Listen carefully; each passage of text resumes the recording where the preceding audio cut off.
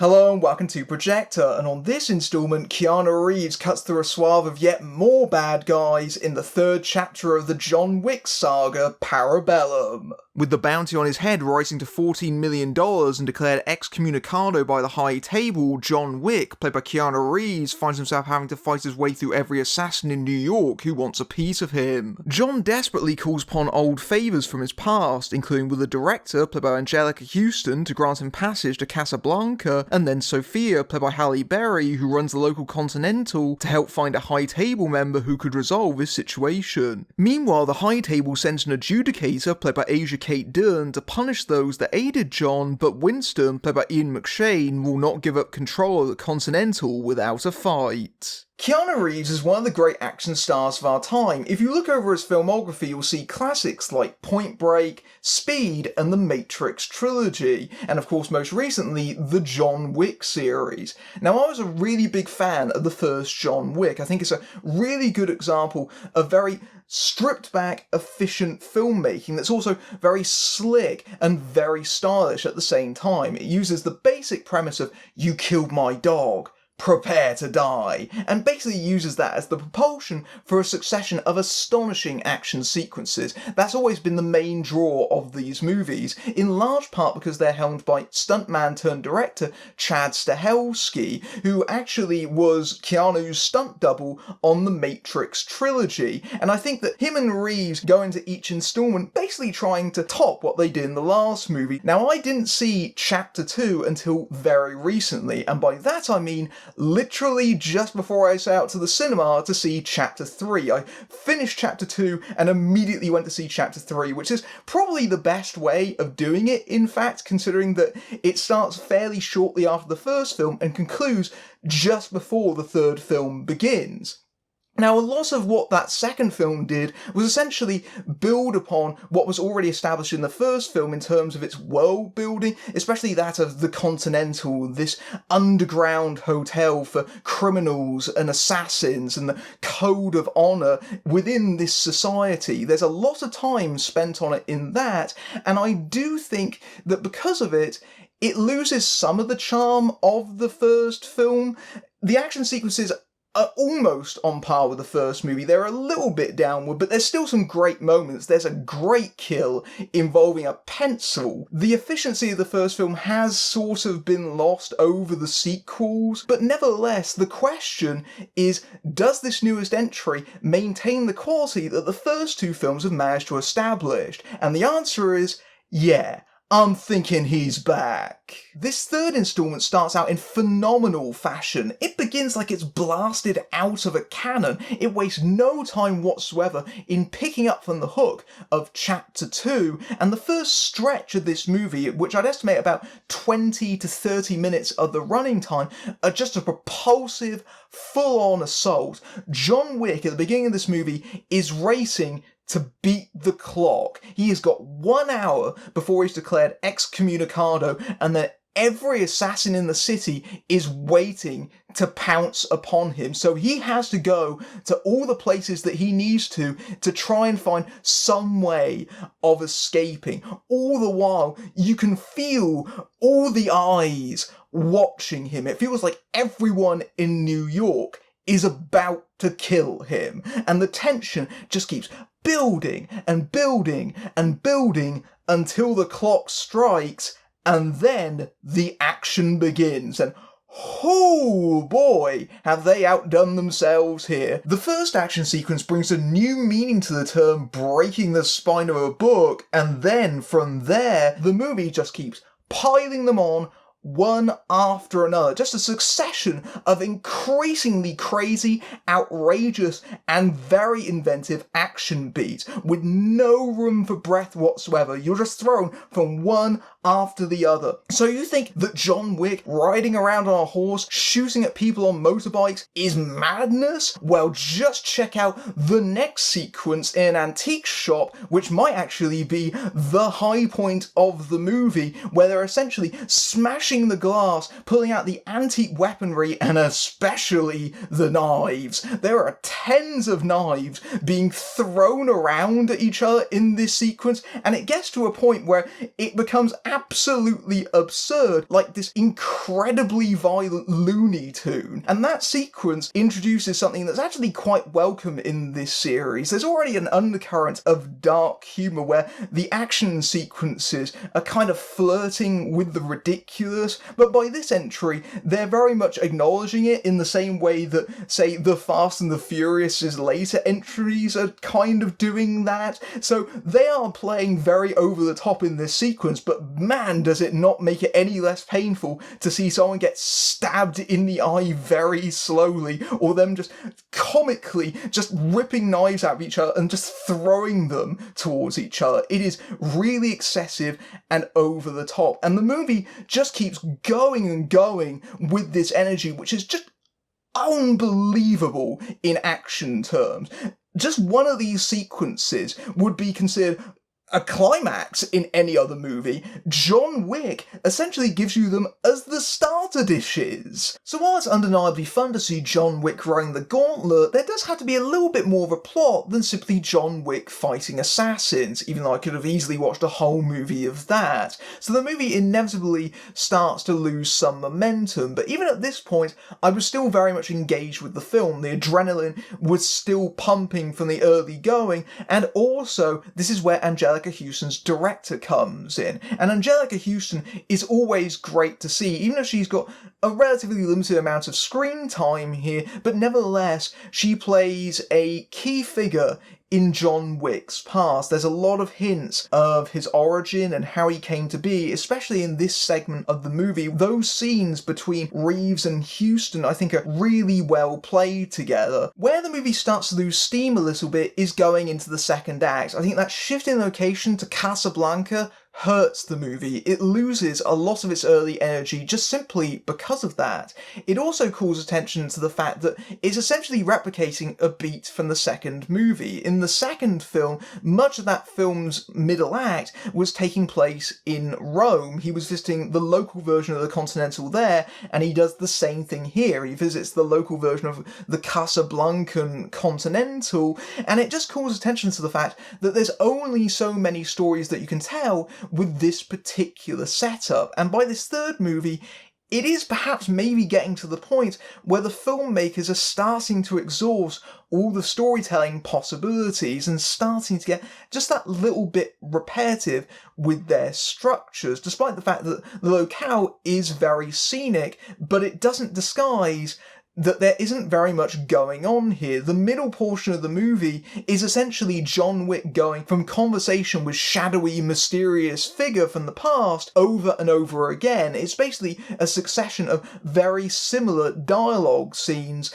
with maybe only one memorable action beat over the course of it. And it is welcome to see Halle Berry. I think she is the most distinct new character in this movie, playing a former lover and ally that John has to turn to in his hour of need. She's running this new version of the Continental that's established in this film, and she's essentially forced to work with him against her will. But like John, she has a real love for dogs, and Berry really commits to the role. I think she's got this really kind of intense, fiery energy, and she is clearly trying to keep up with Keanu Reeves every step of the way, particularly in the action beat they share together. All the while, her dogs are running around and taking on the bad guys. John Wick is leaning into the dog love, and especially in this particular set piece where the dogs are going around using the bad guys' testicles as chew toys. She is a really fantastic addition,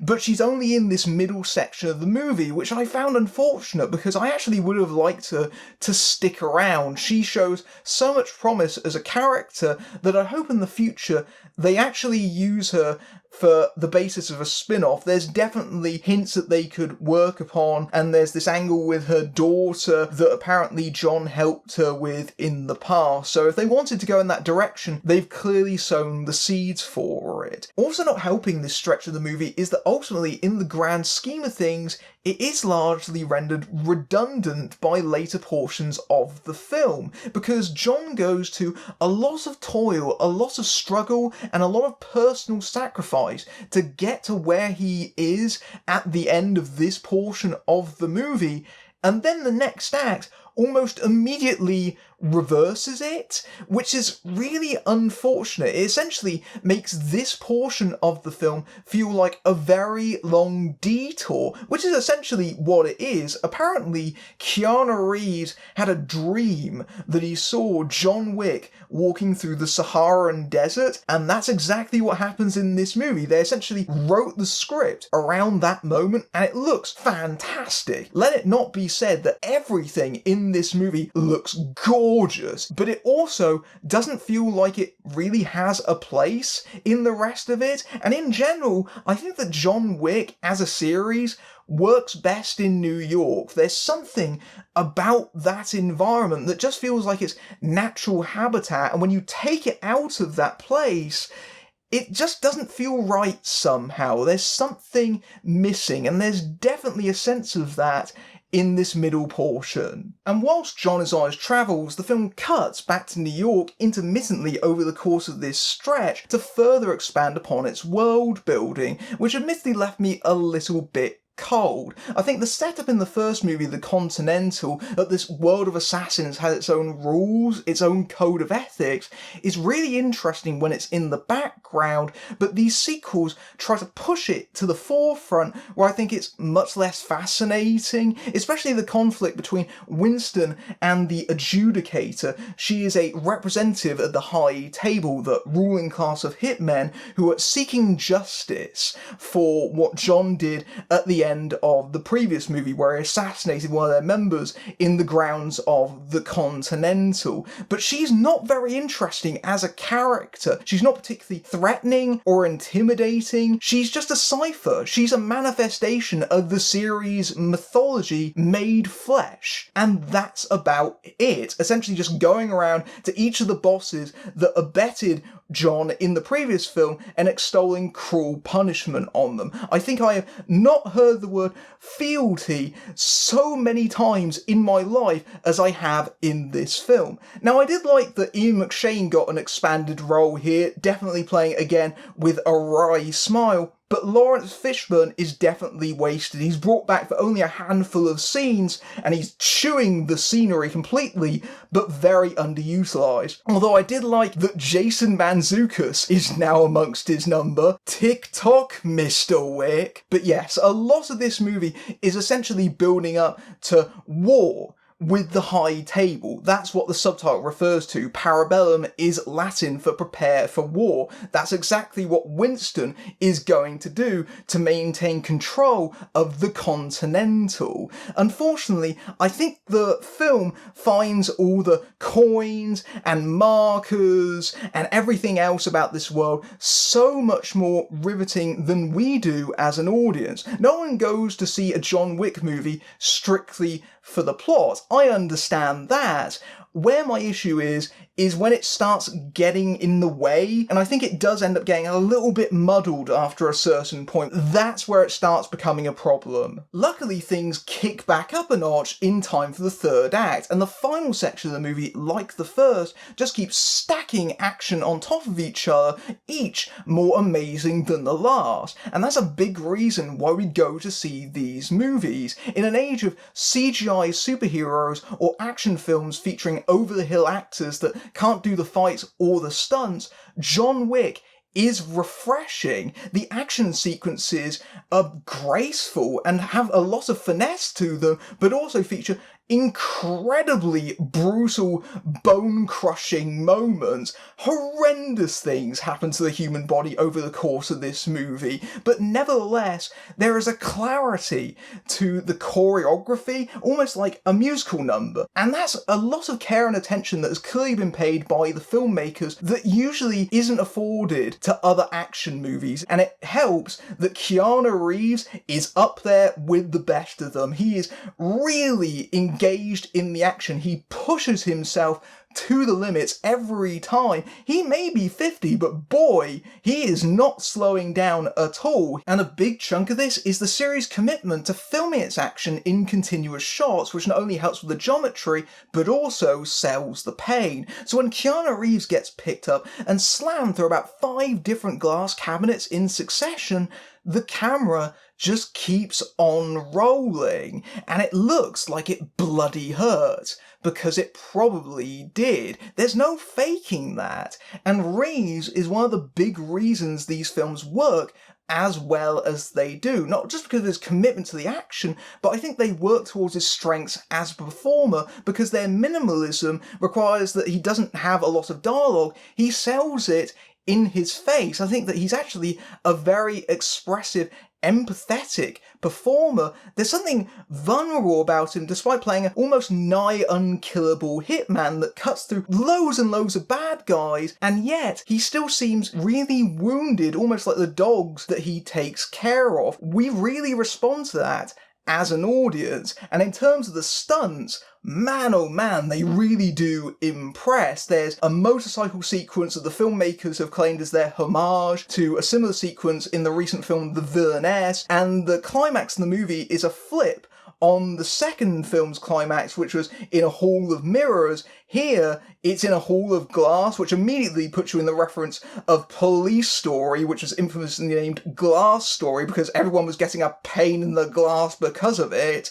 And seeing those fight scenes play out in this tiered, leveled structure is really brilliant. And I was thinking to myself, I haven't seen a movie this intense since The Raid, especially in terms of its unbridled, just sheer violence. And then the chaps from The Raid turn up for a fight scene. And I want to give a little shout out to Mark Dacascos here. He plays the hitman Zero, and there isn't really a lot to this character on the page. I think a lot of it comes from Dacascos' performance. He has a welcome amount of humour to the character. He's a pretty much John Wick fanboy. He adores him, so he is desperate to keep up on his level and to prove that he's actually better, that he can defeat him. He's clearly having so much fun in this movie that it's infectious. He is a fantastic martial artist who I think is a little bit underappreciated, but gets a lot of time to shine here. The final showdown with Reeves is one of the best fight scenes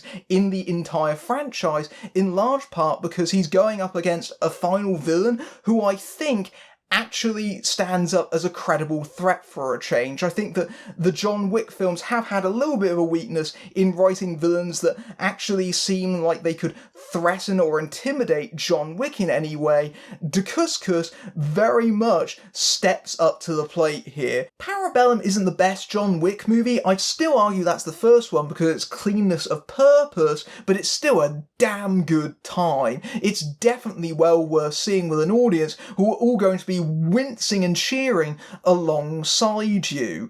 I do think that the film has a really fantastic start and finish, if maybe let down by a soggy midsection. I also think the film's very final moments are a bit of a misstep. It ends on a slightly unsatisfying note, which is a bit of a shame considering just how great it is as a crowd pleaser up until that point. Nevertheless, if you're not really too fussed about the plot, and I do think the John Wick films are starting to run out of steam on that front, nevertheless, the action is where it delivers. John Wick 3 is definitely a superb action film and shows just how good the genre can be when it's in the right hands. John Wick Chapter 3 is easily some of the best action in the entire franchise, with the opening 20 minutes being wall-to-wall set pieces of terrific energy and inventiveness mixed with dark humour to acknowledge the increasing absurdity. However, things have to slow down when the plot kicks in, and the series is starting to show strain on that front, as the middle act detour in Casablanca isn't really worth it in the grand scheme of things, despite Halle burying her dogs dropping in to liven things up. There's also the matter that the franchise is getting knotted in its own own world building, which it expended a lot of energy on in Chapter 2, and has become among the least interesting things about it, and starting to get convoluted. But those problems go away when the action arrives, which is some of the most gracefully brutal since the Raid films, with Mark Dacascos making an excellent adversary for Reeves, whose great physicality in the fights and sympathetic humanity is why the John Wick series succeeds as much as it does. While still not matching the stripped-down original, this is another worthy chapter to a superb action saga. If you like this review, then you can claim fealty over at my Patreon, which may not be the Continental, but you can see my reviews early among other perks, including access to my Discord server. But until next time, I'm Matthew Buck, fading out.